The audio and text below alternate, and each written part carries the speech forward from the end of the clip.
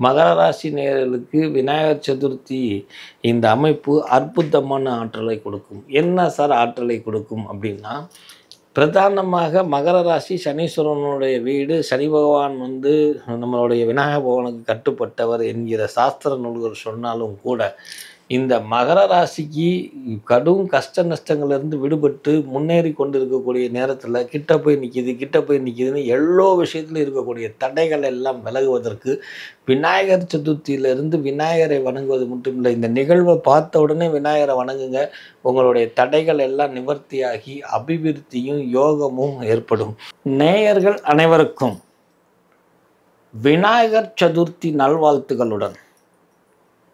விநாயகர் சதுர்த்தி அப்படின்னு சொல்லக்கூடிய இந்த விநாயகர் சதுர்த்தியில் இருந்து, அதாவது 2024 விநாயகர் சதுர்த்தியில் இருந்து 2025 விநாயகர் சதுர்த்தி முடிக்க நம்ம முதல் கடவுளாகிய விநாயக பகவானுடைய பிறந்த நாளில் இருந்து அவன் அருளால் பிறந்த நம்ம 12 ராசிகள் 27 நட்சத்திரத்துக்கு ரிப்பீட் பண்ணுறேன் 12 ராசிகள் 27 நட்சத்திரத்துக்கு விநாயக பகவான் அருளால் அடுத்த விநாயகர் சதுர்த்தி முடிக்க 12 ராசிகளுக்கு உண்டான பலாபலன்களை பார்ப்போம்.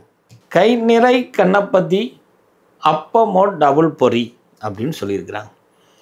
கை நிறைய ஒரு மண்ணையோ ஒரு மஞ்சளையோ ஒரு மாட்டு சாணத்தையோ ஒரு உப்பையோ நம்ம பிடித்து வைத்தால் அது விநாயகராக ஏற்றுக்கொள்கிறாராம் விநாயக பகவான். அப்போ அவன் எவ்வளோ கருணை உள்ளம் பொருந்தியவன்.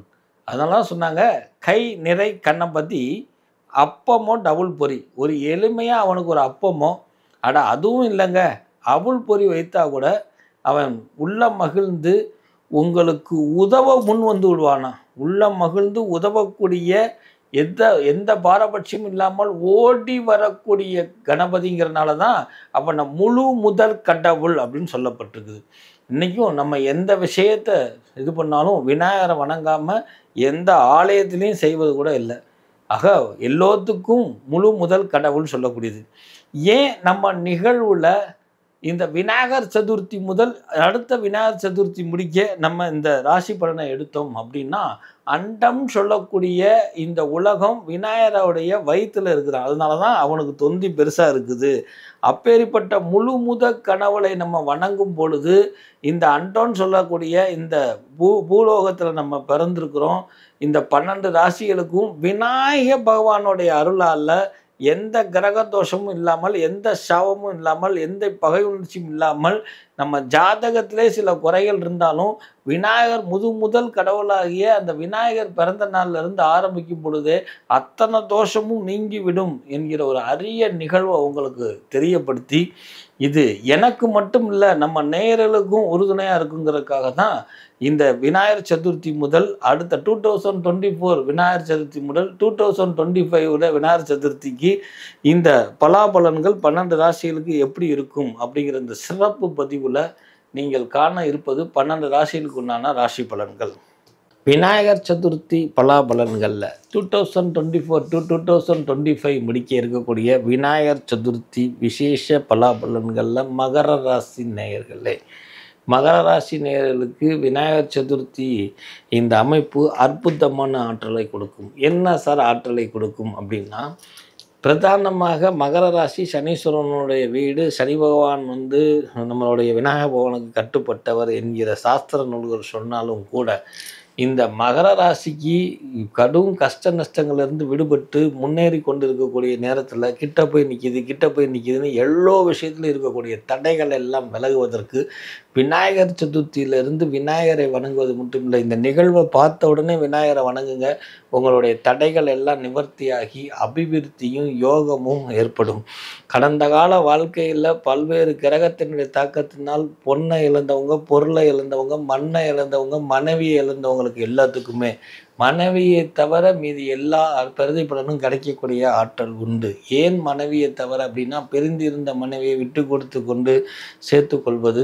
சில பேர்த்துக்கு மாற்று திருமணம், 2வது திருமணம் இருந்தால் அது கூட என் அப்பன் ஆணை மகனை வணங்கி தமக்கு தேவையா, தன் பிள்ளைகளுக்கு உகந்ததா என்று சிந்தித்து செயல்படும் பொழுது இது எல்லாம் நன்மை பயக்கும் என்பதை உணர்த்தக்கூடியது இந்த மகர ராசிக்கு இந்த விநாயகர் சதுர்த்தி பிரதிபலன்களை நினைவில் கொள்ளுங்க. அதுபோக ஃபைனான்ஸில் போட்ட பணம் லாக் ஆனது, இன்சூரன்ஸில் போட்ட பணம் லாக் ஆகிறது, வண்டி வாகனங்கள்னால பாதிப்புகள் இருக்கிறவங்களுக்கெல்லாம் விடுதலை கிடைக்கக்கூடிய அமைப்பு, அறுவை சிகிச்சை பண்ணவங்களுக்கெல்லாம் சக்ஸஸ் ஆகாமல் பஸ்ட்டுன்னு சொல்லக்கூடிய ஒரு பாதிப்பு இருக்கிறவங்க, அடிக்கடி சுவாச பிரச்சனையில் சிரமப்படுறவங்களுக்கெல்லாம் விடுதலை கொடுக்கக்கூடிய அமைப்பு, பிள்ளைகளால் வருமானம் கொண்டது, பிள்ளைகள் பிரிந்திருந்த பிள்ளைகள், பேசாமல் இருந்த பிள்ளைகள்லாம் சுமூகமாக ஒரு குடும்பமாக சேரக்கூடிய அமைப்பு, மனைவியினுடைய உடல்நிலையில் ஆரோக்கியம் மேம்படுத்தக்கூடிய அமைப்பு, உடன் பிறந்தவர்களுடன் பகை உணர்ச்சியிலிருந்து மாற்றி அவர்களுக்கும் ஒரு யோக நிலை, தெளிவு நிலை கொடுக்கக்கூடிய அமைப்பு, இப்படி பல்வேறு விஷயங்களை விநாயகர் சதுர்த்தி முதல் மகர ராசிகளுக்கு நன்மை பயக்கக்கூடிய அமைப்பாகவே இருக்குது. இருந்தாலும் அரசு துறையில் இன்வெஸ்ட்மெண்ட் பண்ணுறது,